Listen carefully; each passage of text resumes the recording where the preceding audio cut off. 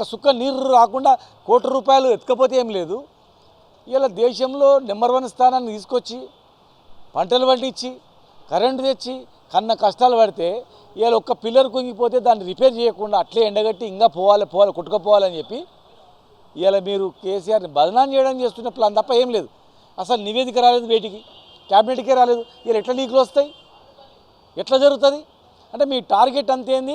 కేసీఆర్ని బదనాం చేయాలి, కేసీఆర్ గారిని బదనాం చేసి దోషి నిలబెట్టాలా. ఎవడు నమ్ముతాడు ఇది?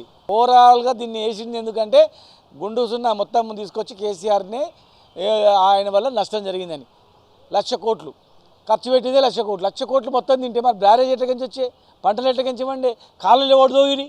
మీరు దోగిరా?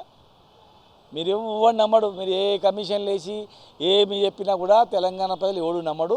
ఇదంతా కేసీఆర్ని బదనాం చేయడానికి చేస్తున్నారు. వాళ్ళ టార్గెట్ అది. ఆ బదనాంతోనే అధికారంలోకి వచ్చిండ్రు.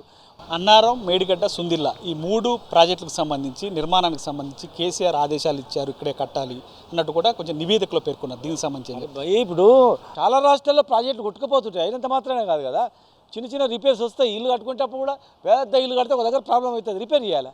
మీరు రిపేర్ చేయకుండా నీళ్ళు ఇవ్వకుండా ఏం కూలిపోతే బాగా చూస్తారు. ఇంకా వీళ్ళు ఇంకేమైనా కొట్టుకుపోయిండే బాగుండి, వరదలు వచ్చి మొత్తం కొట్టుకుపోయిండే బాగుండని. మొన్న వరదలల్లో మొత్తం కొట్టుకుపోతుంది అనుకున్నారు, ఏం కాలే, అట్లే ఉంది అన్నమాట.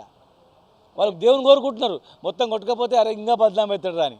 ఇటు నిపుణుల నివేదికని కూడా హరీష్ రావు పట్టించుకోలేదంటూ చెప్తున్నారు. దాంతోపాటు ఇప్పుడు అధికారులు ఎవరైతే ఉన్నారో అధికారులకు సంబంధించి కూడా అధికారులు కూడా అప్పటి ప్రభుత్వానికి వత్తాసు పలికారు. ప్రభుత్వ పెద్దలు ఏం చెప్తే అది చేశారు, ఎక్కడికి మార్చమంటే అక్కడికి మార్చారంటూ కూడా చెప్తున్నారు. దీనికి సంబంధించి ఏం చెప్తారు?